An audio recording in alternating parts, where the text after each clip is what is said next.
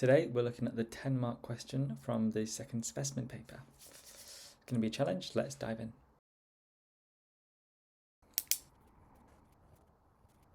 So I've got my diagram drawn there so I can annotate as I need. This question is worth 10 marks. So 10 marks is something that students see and think, oh dear, this is going to be a hard one. The only hard thing is that there's no instruction. So you have to work out your way through the question. The actual maths is okay. It is an AS question.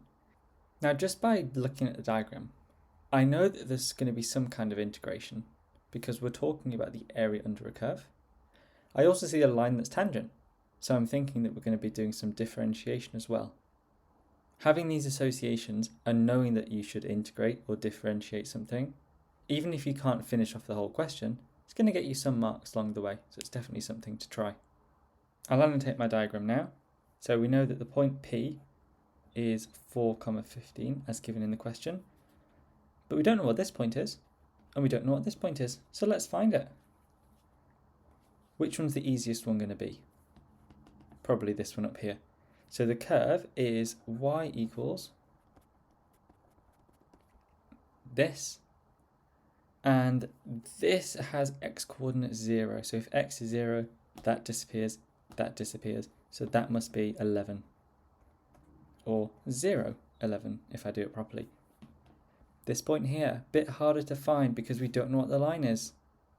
Well, let's find it then. What do we need for a line? Y equals mx plus c. Or y minus y1 equals mx minus x1. In either case, we don't have the gradient. How do we find the gradient? Of course, we differentiate. It's what I was saying before. To differentiate, we bring down the power. So we times 5 by 3 over 2, which is 15 over 2, and then we subtract 1 from the power, so we go from 3 over 2 to a half. To differentiate the 9x, we just get rid of the x. To differentiate the 11, we just make it disappear, like a magic trick. So at that point here, what's the gradient? When it's tangent, what's the gradient? Well, let's sub in the value of x, which we're told here is 4. So that's going to be 15 over 2, 4 to the power of a half, minus 9. 4 to the power of a half is the square root of 4, that's 2. 2 divided by 2 is 1, so it's 15 minus 9, which is 6. So m is 6. And now we can plug in the point, so 15 is equal to 6 times 4 plus c. So 15 is 24 plus c. So c is equal to minus 9. Does it tell us that point? No, but it tells us this point down here, and that feels like it should be useful too. So this point will be 0, and then minus 9. How are we going to find that point? It's on the x-axis, so that means y is equal to 0. So let's take the equation of the line, set y equal to 0 like this, and then rearrange. X is 9 over 6, which is the same as 3 over 2, or 1.5 if you'd prefer. So 3 over 2, 0. Of course, I'd prefer a fraction, but that's just me. So we've got all the points. What we don't have is any areas. As I say, this is where we start to integrate. If you're not sure what to do, if you're not sure what the limits are, integrate it anyway because you're going to get some marks. Think about the limits later on. How do you integrate something? We need to add 1 to the power, so that's going to go to 5 over 2. Essentially just add the denominator to the numerator, so 5 over 2. And then we want to divide by 5 over 2, which is the same as timesing by the reciprocal. And then there's also a 5 here, which we don't want to forget about. There's no x power here, so it should be 1, but add 1 to it, we get x squared, and divide by the new power, we get 2. And any constant, we just plop an x on the end. So usually this would be plus c, but at some point I'm going to put some limits in. So what limits are we thinking? Well, we want to integrate underneath the curve. So that means we're going to be integrating from 0 all the way out here to 4. The reason is This is all a curved surface, so there's no point just stopping here because you'd never be able to find this area without integrating more. So we're going to do the whole of the curved surface, 0 to 4, and then we're going to think about taking away this, which is just a triangle. Come on, that shouldn't be too hard. And then we should probably add on this, which I'll call B. So R is equal to all of this integral bit, nice and big, subtract the triangle A and add the little triangle B. Let's get to it then. So we're going to get this integral. You might notice that the 5 cancel out. Great, I'm going to do that straight away. Between 0 and 4, which means we'll be doing the top limit first. So 4 as x, like this. And then we'll be subtracting, we put 0 in. Guess what? That's all 0. Do check, because there are cases where you put in 0 and the answer is not 0. Especially when you're doing sine or cos or e or something weird like that. You might not get 0. In this case, it all subtracts anyway.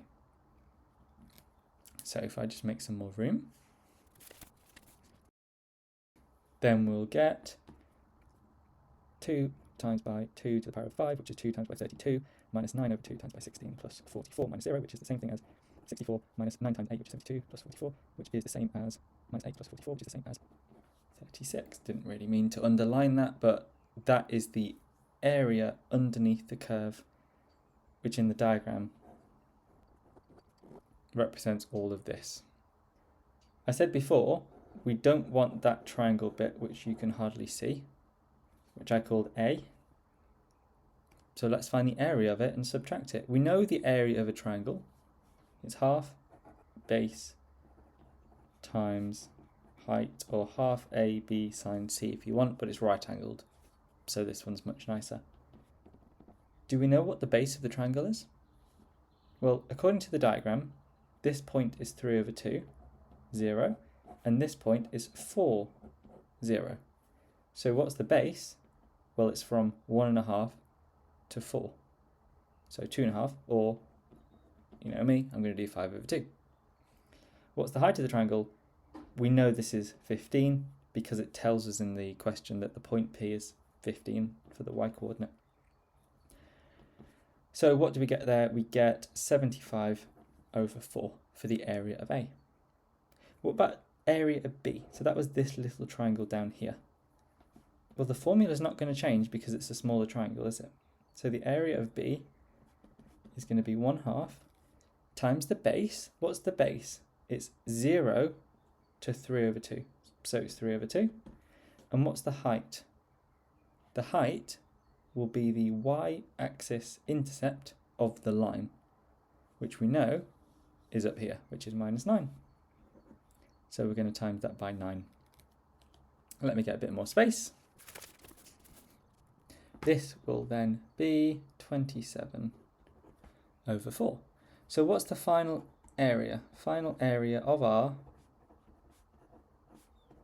will be 36 minus A, which is minus 75 over 4, plus B, plus 27 over 4. So we are subtracting 48 over 4 if we work out those two fractions, which is 36 minus 12, which is, as we expected, 24, which is exactly what the question wants.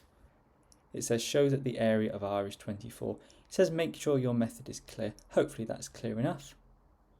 Don't think anyone will be trying to make it unclear anyway.